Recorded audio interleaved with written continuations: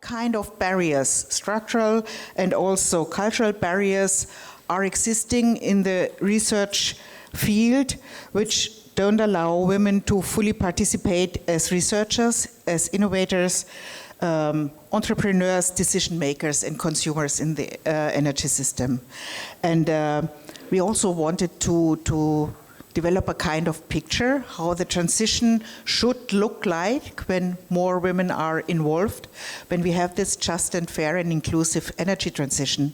And it's, again, my pleasure that we have Antonio Di Nicola here. He is Senior Research Scientist at ENEA, the Italian National Agency for New Technologies, Energy and Sustainable Economy. So, perfect fit. And also an adjunct professor here at the, no? Where? Okay, not in Rome. Okay, sorry. He holds a degree in physics, so not from the gender perspective, but even more important to have also this point of view included here, and he will speak about his research coming from the field of semantic technologies, social network analysis, and all topics in this field of energy. Thank you. I'll handle directly over to you. Thank you, Martina, for the presentation. I stand up. I prefer to go down. Okay, just a moment.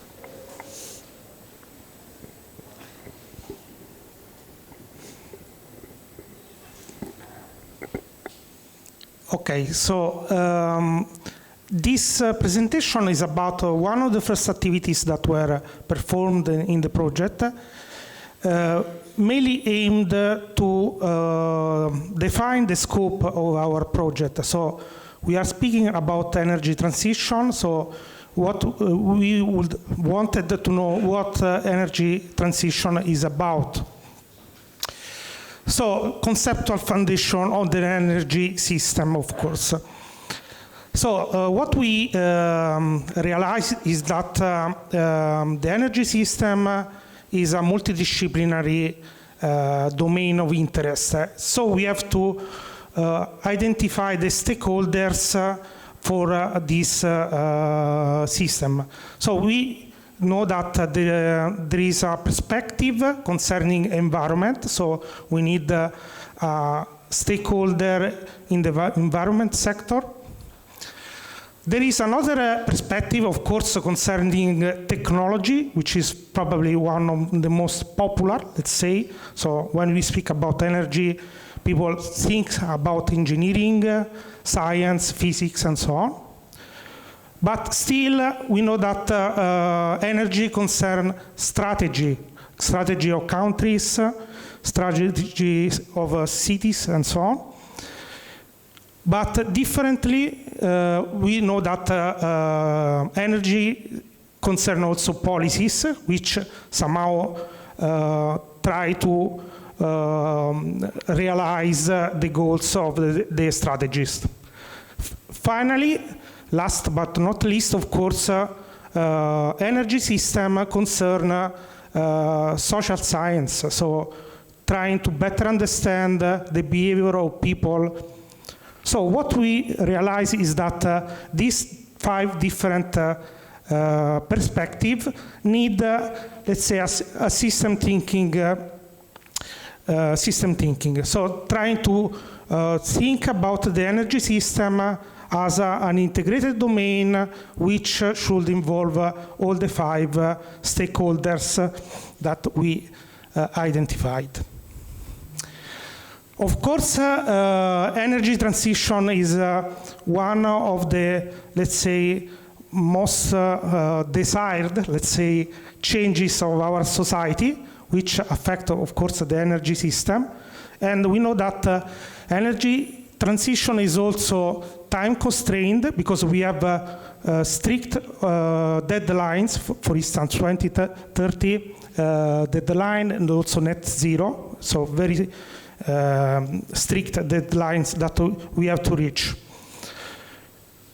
So we need also an approach to try to conceptualize a tool that we need to better understanding the system, and this is what we did in our project. We tried to build a conceptual model of the energy system, taking into account the different perspectives and also trying to identify the main concepts of the energy system and the energy transition, and how these are connected together.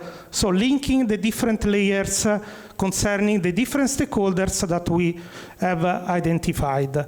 So we used, let's say, both a bottom-up approach and a top-down approach to trying to build this conceptual framework. So from a practical point of view, we built an ontology, which is, let's say, an engineering device that can be used to reach this better understanding.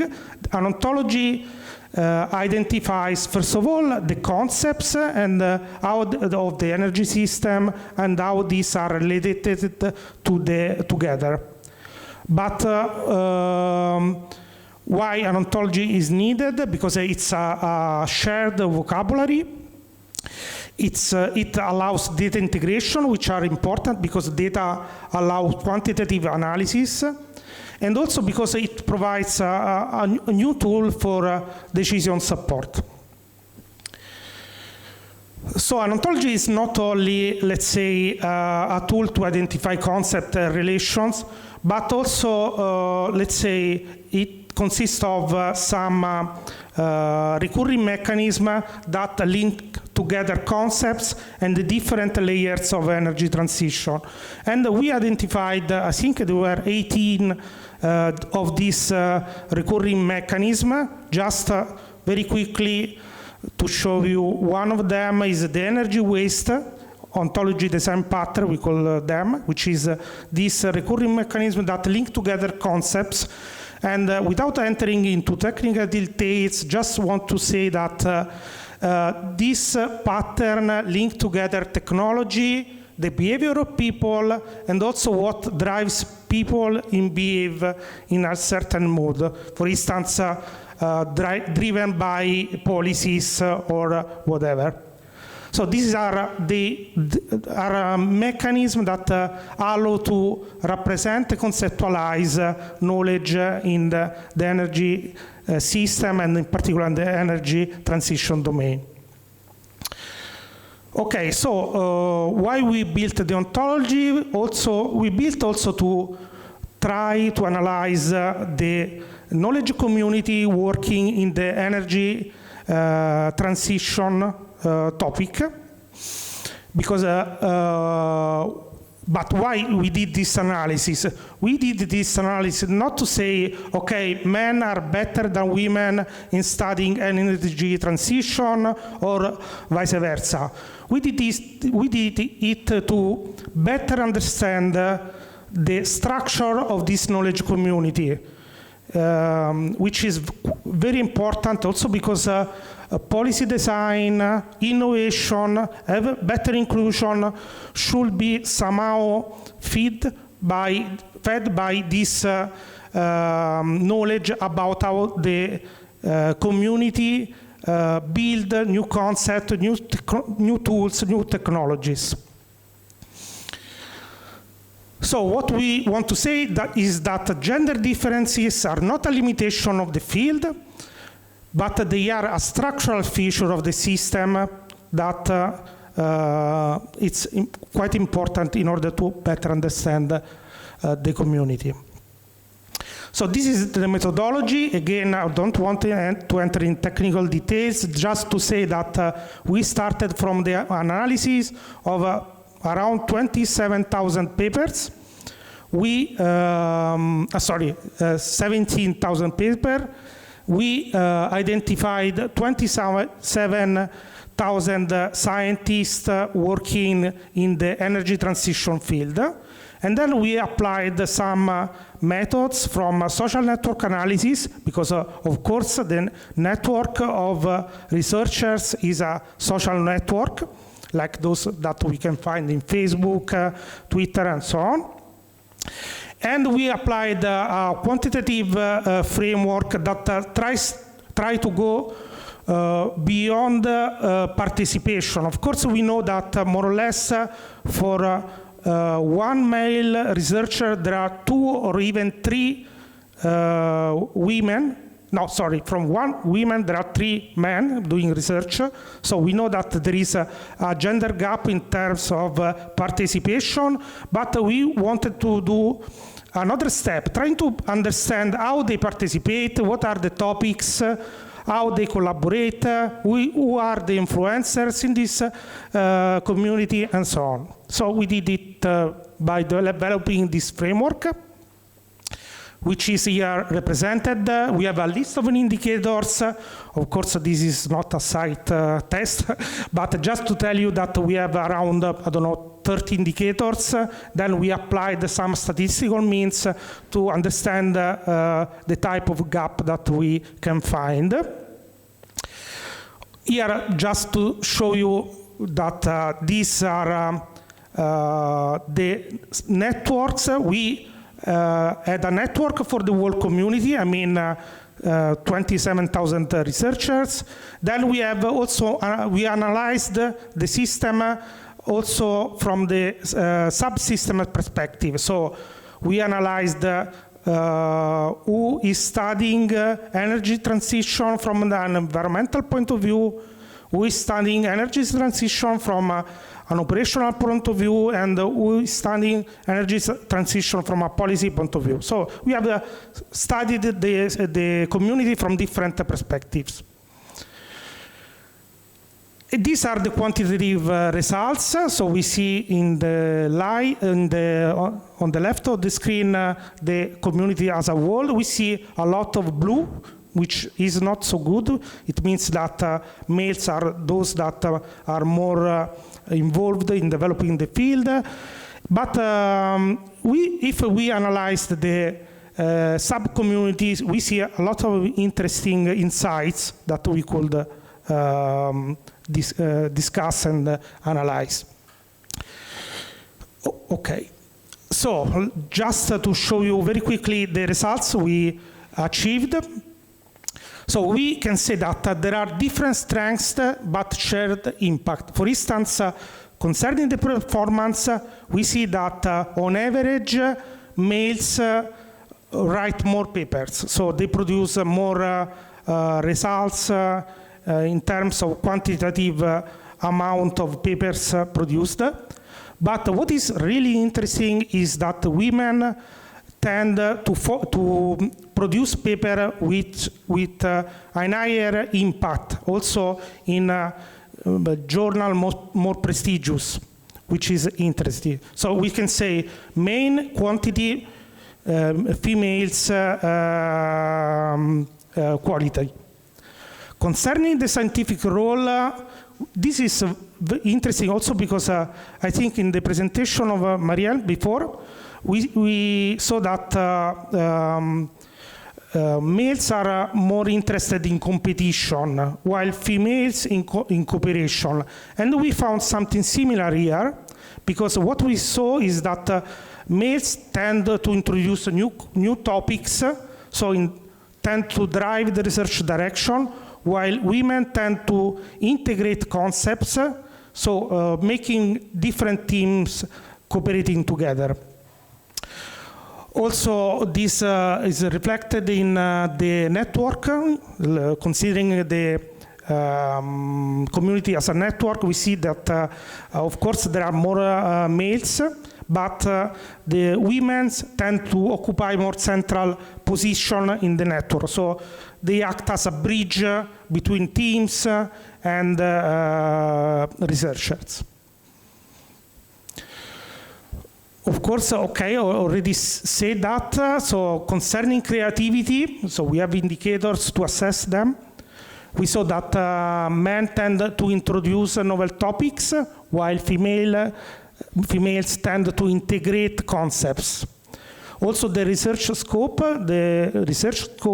of male researchers is larger, while women tend to focus on key topics and trending areas. Concerning collaboration, we saw that influence between genders is balanced, so we didn't see, let's say, one gender influencing the other more than vice versa, and also that mixed teams perform better. Finally, as I said, we analyzed the subsystems of the energy transition. What we saw is that males tend to focus on operation, so technology and strategy, while, of course, there is still a gap, but women tend to address environment and social science, so behavior, while policies is a almost balanced subsystem. So, as said before, there is not a gender better than the other. They are different but complementary. So what we found is that men tend to drive direction of the research, while women build connections between teams and the scientists. So what we want to achieve in the future is a more balanced system, and of course we'll continue to track the evolution of the system over time. But the final takeaway is that the research system work best together. That's all from my.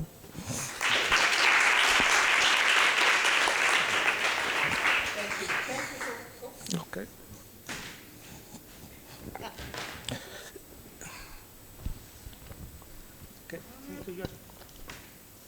Thank you. Thank you so much. This was a great presentation, and I can imagine that you have a direct comment on that.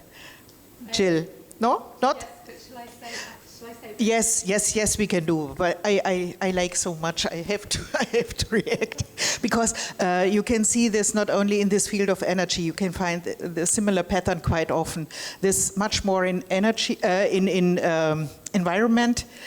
Interest in environment, interest in communication and connection, and also this finding that high-quality paper are much more, or often written, not the paper because it's a smaller amount, but more women are writing about new topics and high-quality papers.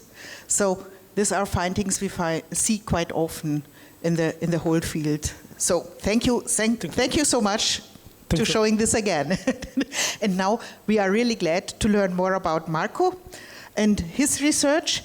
Marco is a researcher from the National Research Institute here in Roma.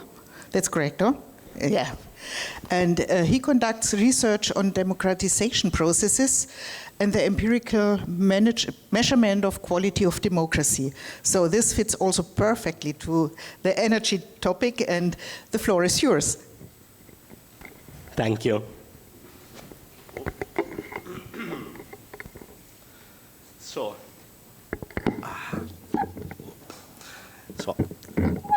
Well, good afternoon. So I'm Marco Cellini, and as Martina said, I'm a member of the CNR research group that work on the gEneSys project.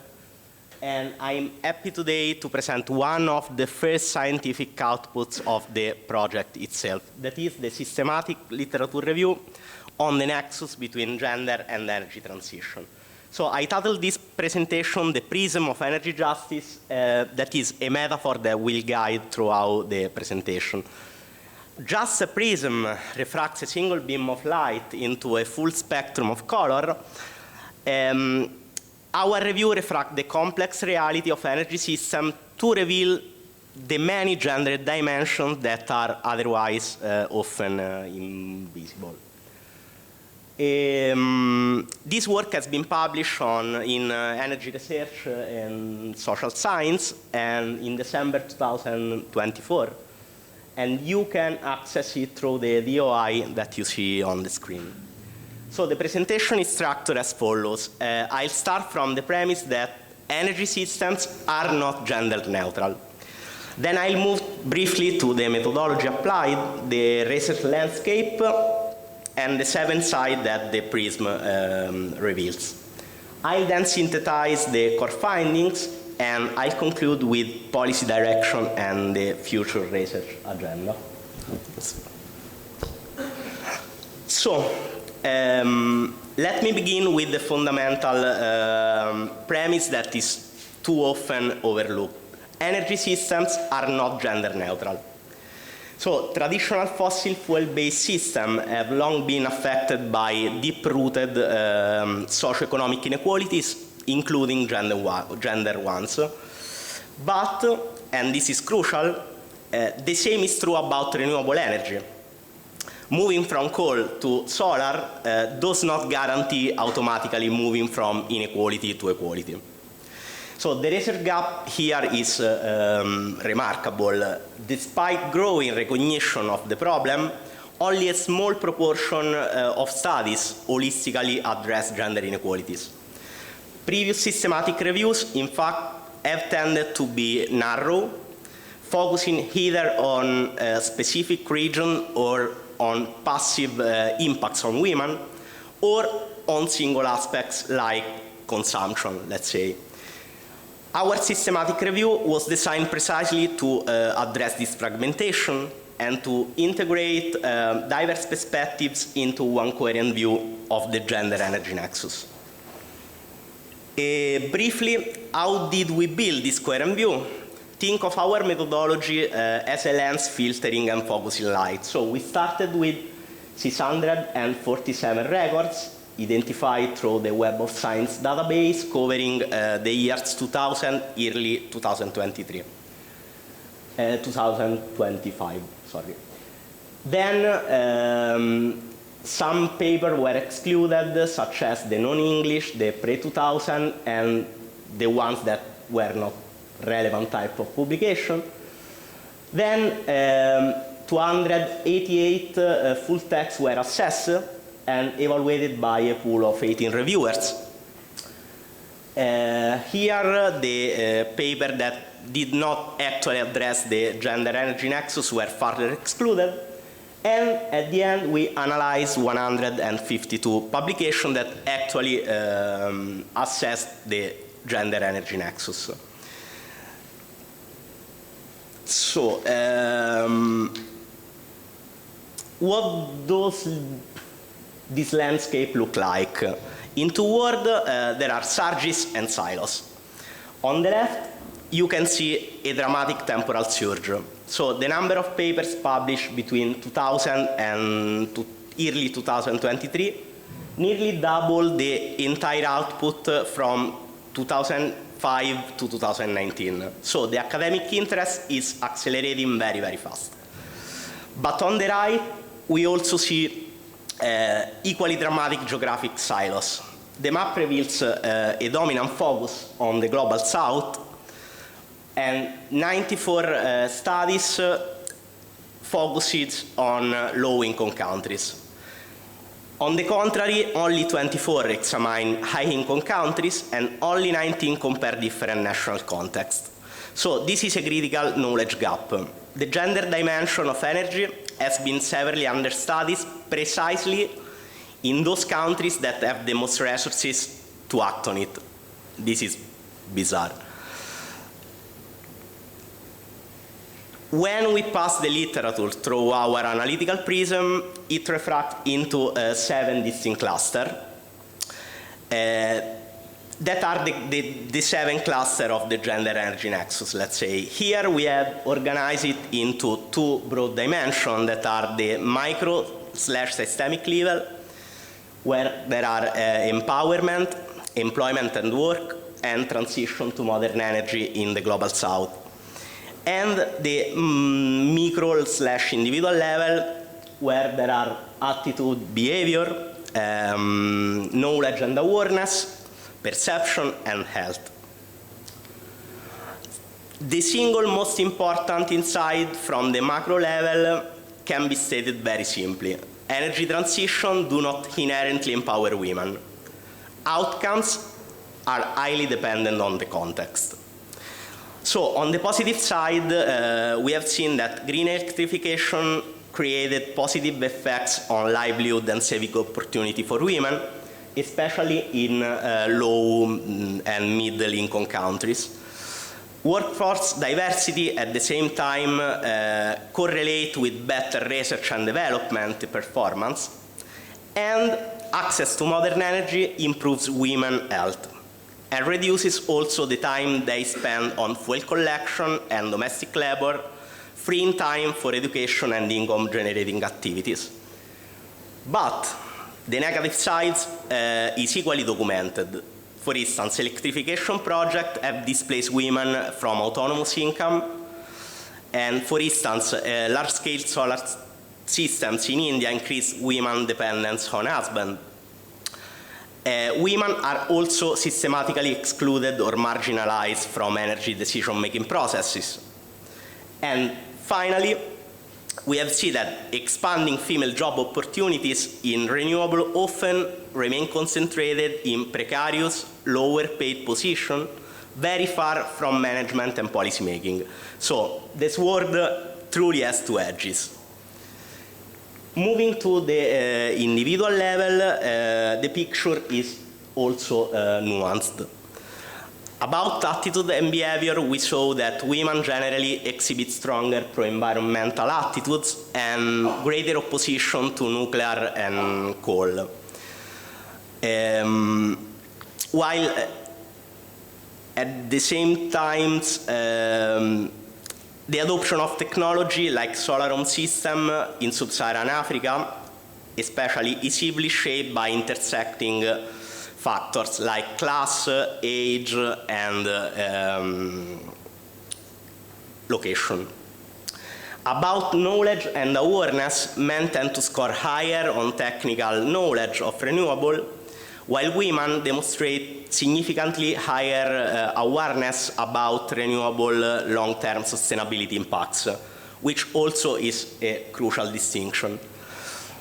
About perception, we saw that research, especially in Nordic countries, on thermal sensation revealed that low temperature heating systems affect men and women differently, challenging the default male assumption that is usually embedded in architectural and engineering standards. Finally, on health, we saw that the literature show that women bear a disproportionate burden from indoor air pollution from traditional cooking fuel, but unequal access and household power dynamics often prevent them from translating improved energy access into improved health outcomes.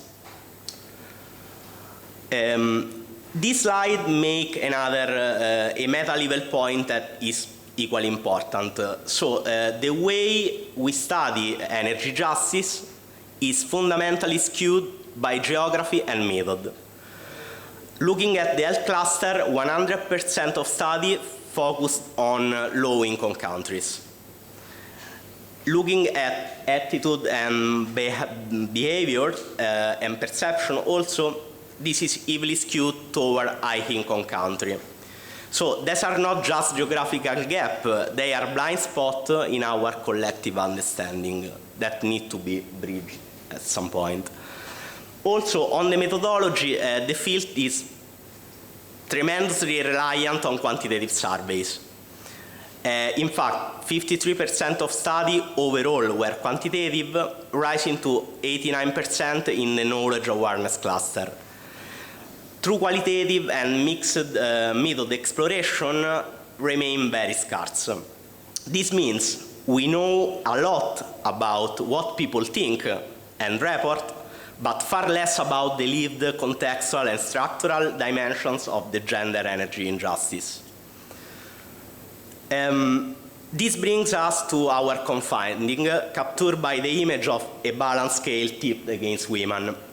The transition to renewable energy can actively reinforce existing patriarchal gender inequalities if it remains blind to the gender-energy nexus.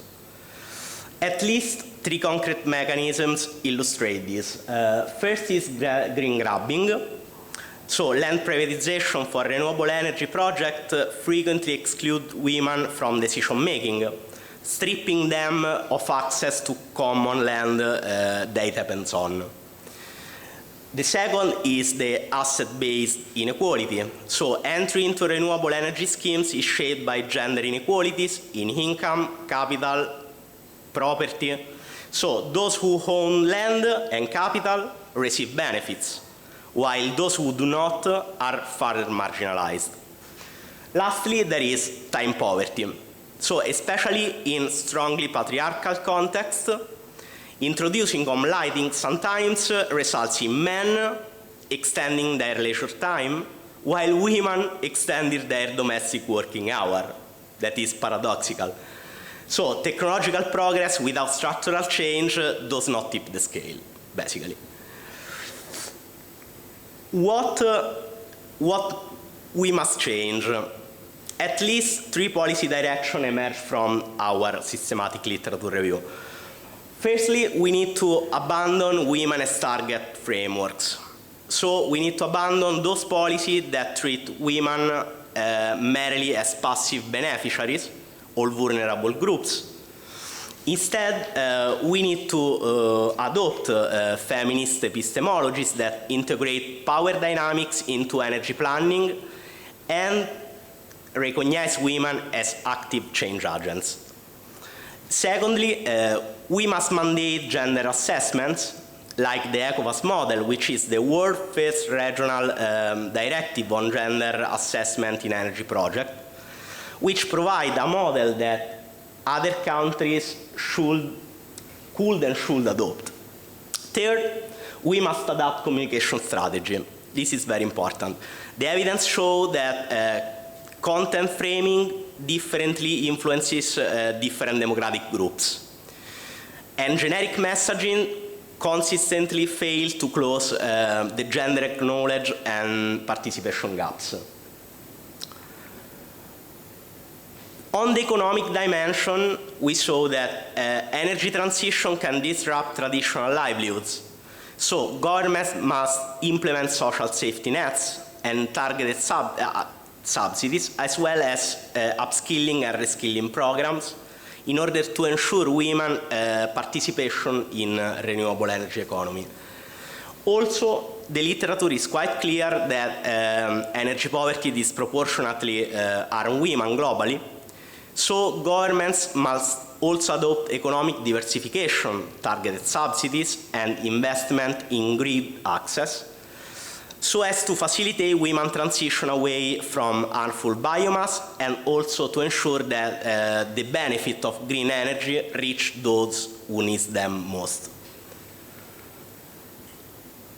Looking ahead, we found at least 3 areas that stand out as the most urgent for future research.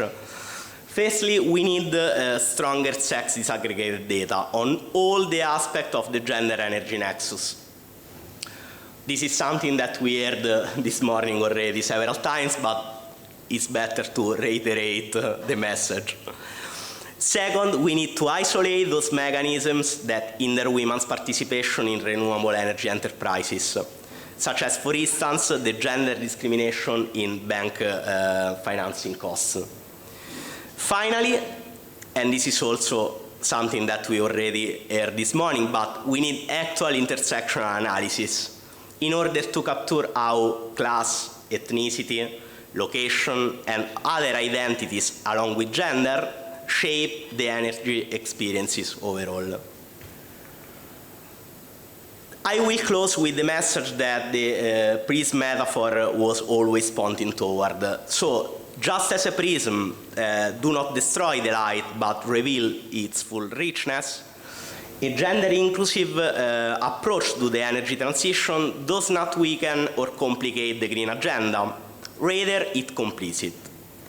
So, energy democracy will remain incomplete if gender perspectives are not incorporated into the policy agenda. The evidence are there. Policy tools are also emerging. What is needed now is the political will to direct the light. Thank you very much.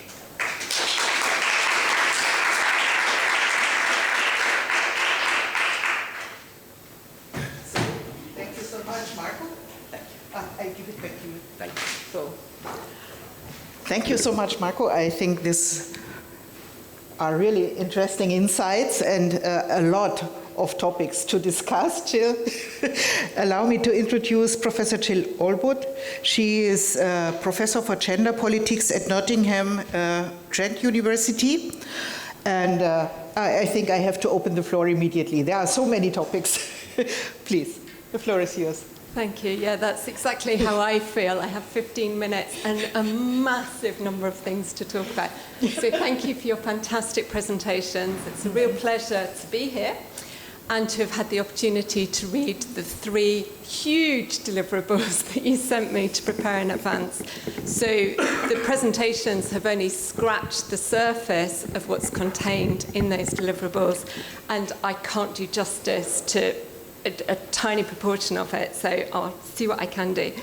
So what I read in preparation was the systematic literature review published in the journal article that Marco told us about, and then 2 other deliverables, D1.1, for those of you in the know, the systematic literature review of studies at the nexus of gender equality and sustainable energy systems and an ontology of energy systems. The title gives you an idea of the immensity of the content of that deliverable. And 1.2, the report on the gender assessment of the energy systems knowledge community and EU policies for sustainable energy systems. Again, a massive piece of work, and I am so impressed with the outputs of the project as a whole. It's the most productive project that I've ever come across. And I know you haven't even finished yet. So I was really struck by the breadth of coverage and the very careful conceptual work undertaken by the team, and this is what you spoke about, Antonio, in order to construct a common framework for the project, and this was obviously essential as a starting point and very successful. The journal article provides an indispensable overview of the scope of existing academic research on gender and energy transitions, and there is a huge amount of detail in there, and Marco just gave us a tiny little flavour of what it contains. The article is going to provide a really important base for researchers in the area, and it conveys a sense of what these literatures contain.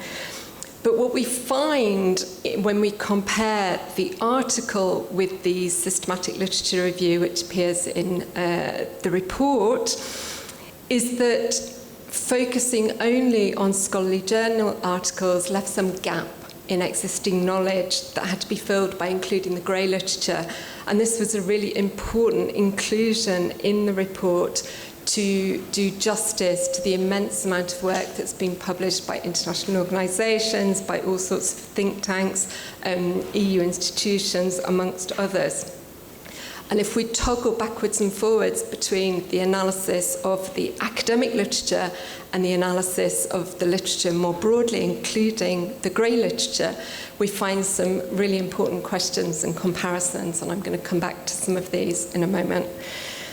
So I'm going to have to confine myself to 3 really kind of small areas of comment. The first is what you've already told us about the focus in the academic literature on the global south in comparison with the global north.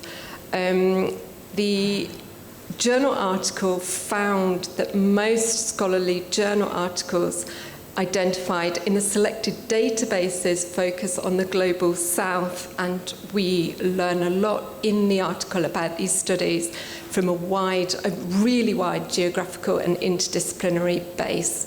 This is really important, it's really informative, and it has informed the work of many scholars in this area, including Mariella, as we heard this morning, and others.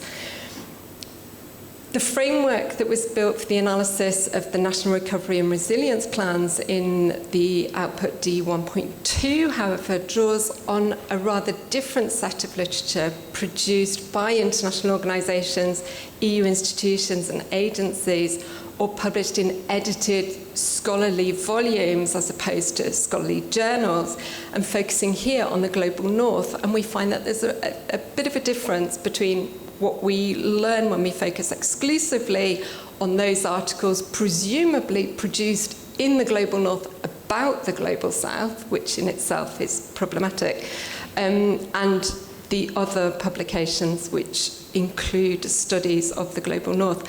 And this left me wondering whether it casts a different light on the original SLR as it was designed and executed. So methodologically, it was so rigorous, it was stunning, the way that the articles were identified and analysed.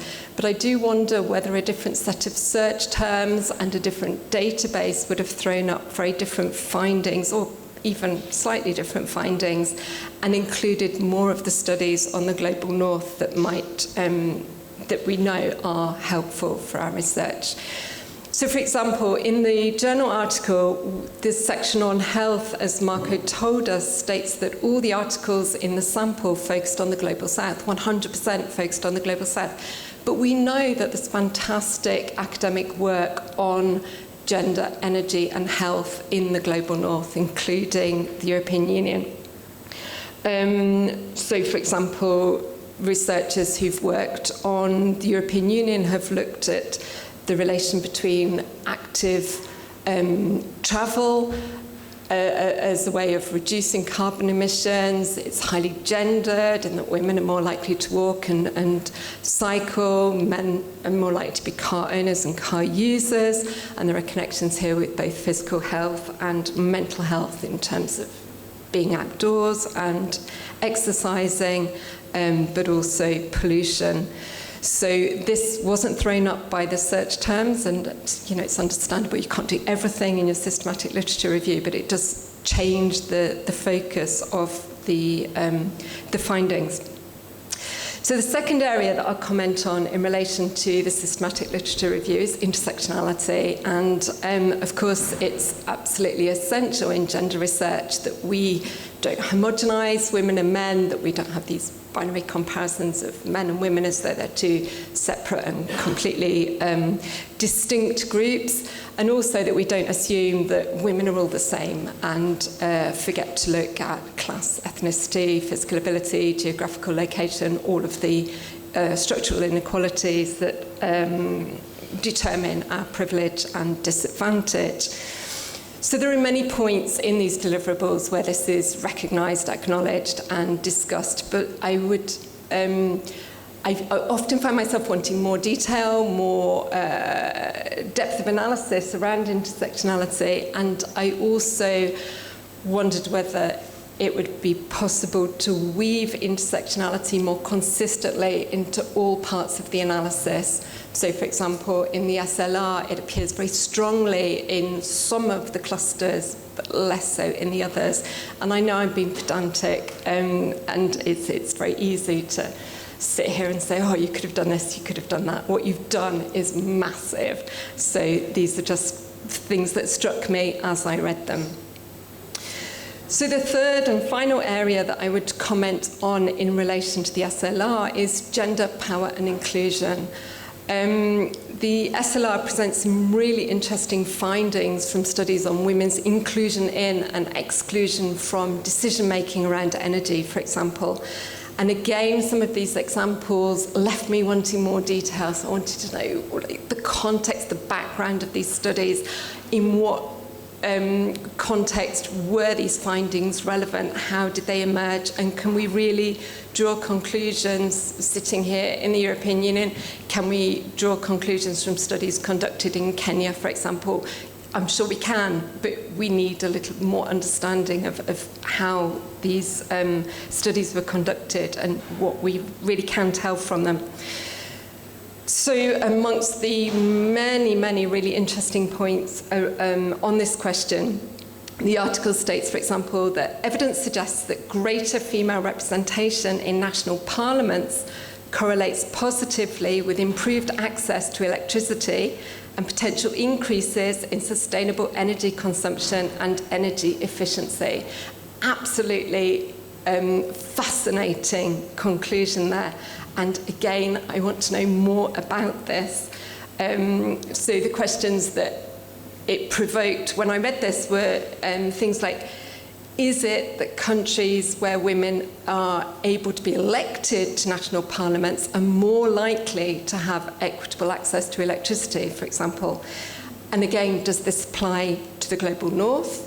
Does it apply to the EU, when you've already told us that most of the studies that you were looking at produced evidence from the global south? And again, another really interesting claim, and I'm not suggesting there's anything wrong with the claim, but I'd like to know more about the evidence supporting this claim, that when women are included or lead the energy transitions, better outcomes can be observed. Again, where, in what context, and what are these better outcomes? So I'm going to move on to discuss very, very briefly the D1.2 deliverable, the report on gendered assessment of the energy systems knowledge community and EU policies for sustainable energy systems, which does two really quite different things. So all of these outputs were so ambitious and so wide-ranging. This one has two parts. The first assesses the gender divide within the energy transition knowledge community, which is what you spoke about, Antonio. And part two presents a comparative analysis of national recovery and resilience plans across EU member states, focusing on how effectively gender equality, diversity, and inclusion are addressed. And here I find some really interesting points. I'm just going to mention a couple of them. So the conclusion to this section finds that all member states allocated at least 37% of the funds to measures contributing to the green transition, with some member states allocating a much higher proportion, but only, on average across the EU, 3.37% on measures focusing on gender equality. This is a massive difference.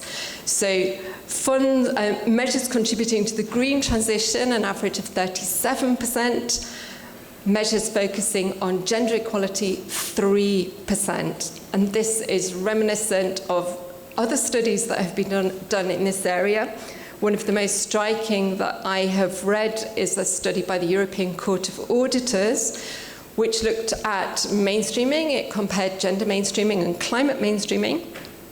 And it found that gender mainstreaming is the form of mainstreaming which is the least well-resourced in the EU and the least consistently conducted. And this I find really striking and really surprising and also inexcusable, in that gender mainstreaming has been on the EU agenda since 1996, and many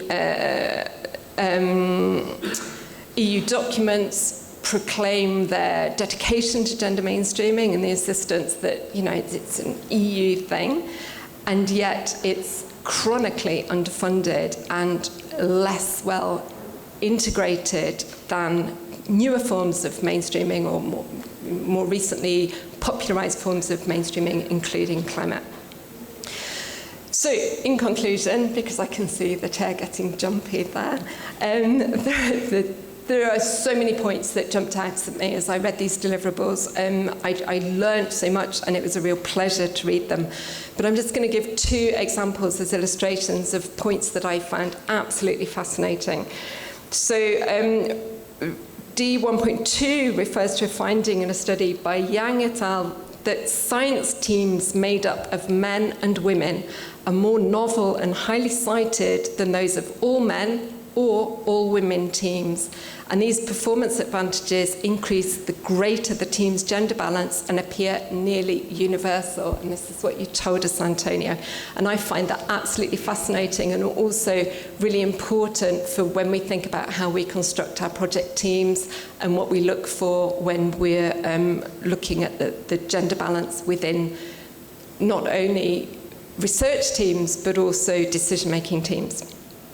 And the second illustration is that the analysis of the EU member states' national recovery and resilience plans found gaps in member states' attention to gender, with 10 member states, that's nearly half, or it's third, more than a third, member states scoring 0 on the 0 to 100 index. And this is a really important finding. And for me, this alone would be enough to illustrate the importance and the urgency of the research that's conducted by the whole of the gEneSys project. Just this one thing is massively important and massively striking. And finally, these deliverables end with suggestions for future research. And all of them are important, but some of them are really innovative, really novel, and really, really promising. And I hope to see the team tackling as many of these questions in future as possible. So thank you very much to all of you.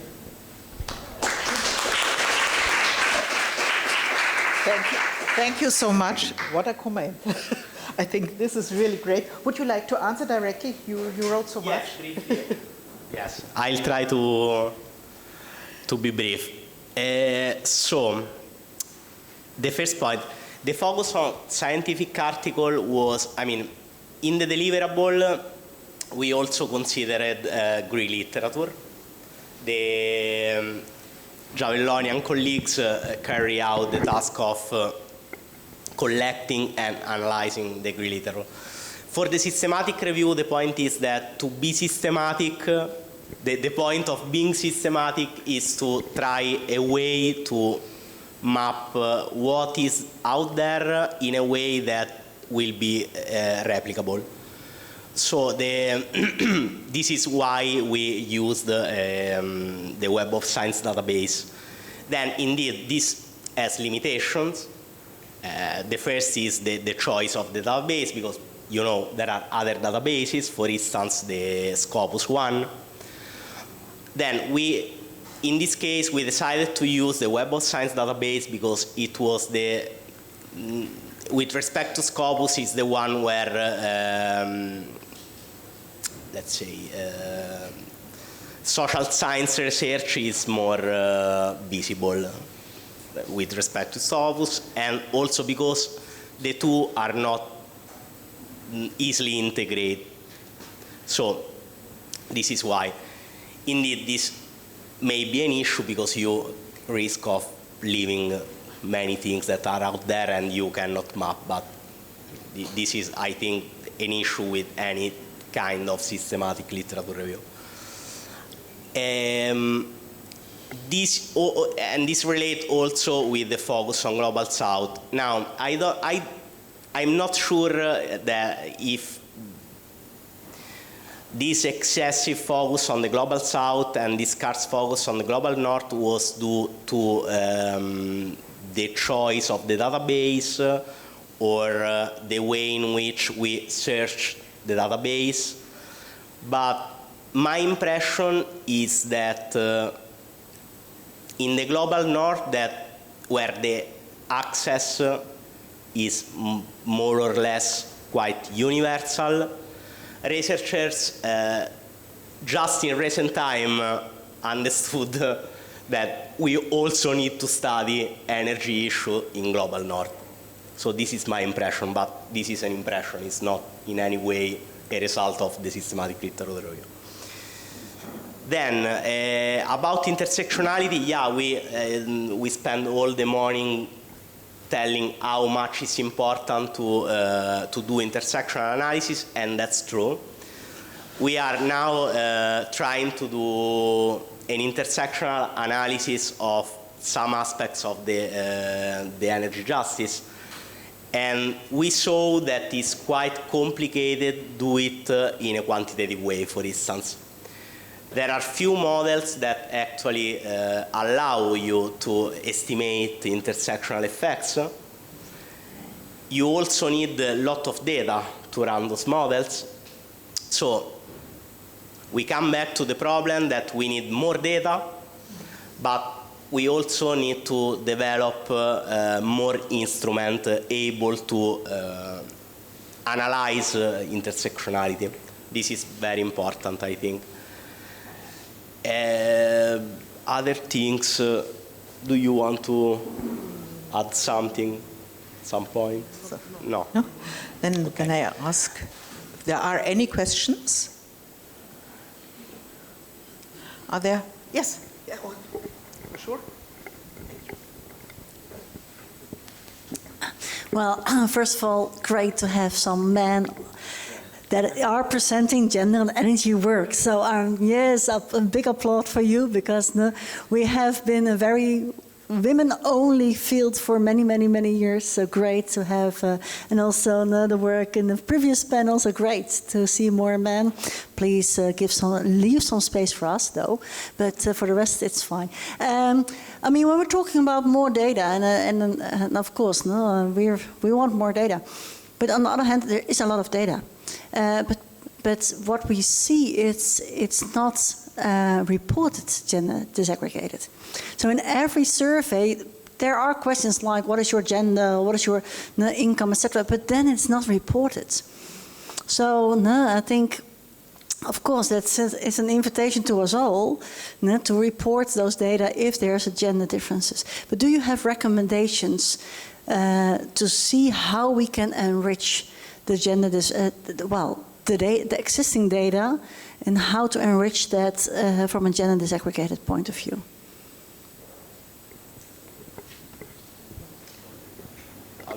Yeah. So we had this problem in doing our research because, for instance, we analyzed the Scopus dataset, which, as Marco said, is larger than Web of Science, is, let's say, more inclusive from, let's say, a point of view of also less prestigious journals are included. And we did this work together with Maria, who is the PhD student. So we started by building a tool to try to infer the gender from the data, because no gender is available, which is a problem. Of course, there are privacy issues, but I think that Scopus is also collecting gender information from authors. Maybe they could ask the authors if they want their gender to be public.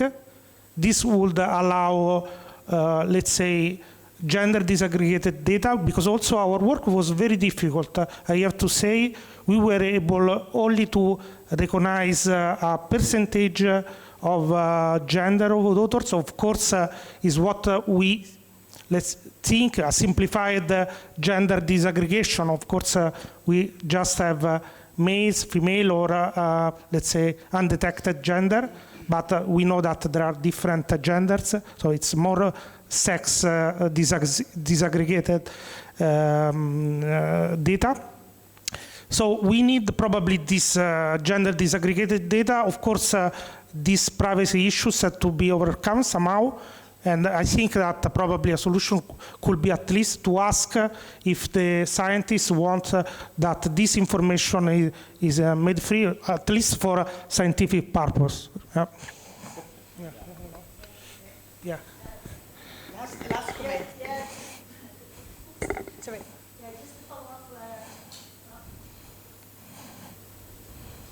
Okay. Yeah, just a follow-up thing, because that's also in surveys, no? And what we see in surveys, for example, when we do surveys on who works in the energy sector, those that prefer not to identify their sex are often women, but then they're the only one in the team, so then it's because of privacy reasons they don't want to identify as a woman, because then it's not anonymous anymore. So that's, yeah, it's not easy, but hey, I'm looking at the quantitative researchers to come up with a solution for that. Yeah. Difficult in changing times, huh? I'm not allowed to travel to the US anymore. My professorship is called Gender and Diversity. So times are changing. A very, very last question, Antonio. What's the most surprising result after this 3 years of gEneSys? What was most impressive? From the analysis of the community? Yeah, for you. Yeah. From your point of from my point of view, is okay. So we started from an evident gender gap, because we know that most of the researchers are males, but the quality results are surprising for me, because we saw that, as you said, women tend to focus on let's say, quality rather than quantity. Probably this is connected with the work-life balance, so they don't have time to waste. So just address important topics, relevant topics, and doing it at the best of they can. So this is one of the most surprising results, which is, I think, important also for us. For sure. Yeah. Sure. Thank you. And yours? Same question, Marco? The most surprising for me has been something about another research that will present Chloe thereafter about the recovery resiliency plan, and that's been to see that at the end, in the design of the original draft of the plan, indeed, then maybe they have changed something, but I don't think so. Most of the countries actually didn't incorporate gender as they should into none of the provision of their plan. Mm-hmm. One country does, a couple of countries did, but most of them did nothing, basically. And this was quite surprising because, the European Union spent a lot of time telling us how much is important to do it, so I was surprised. Thank you. Thank you. And I think it's a big applause necessary now.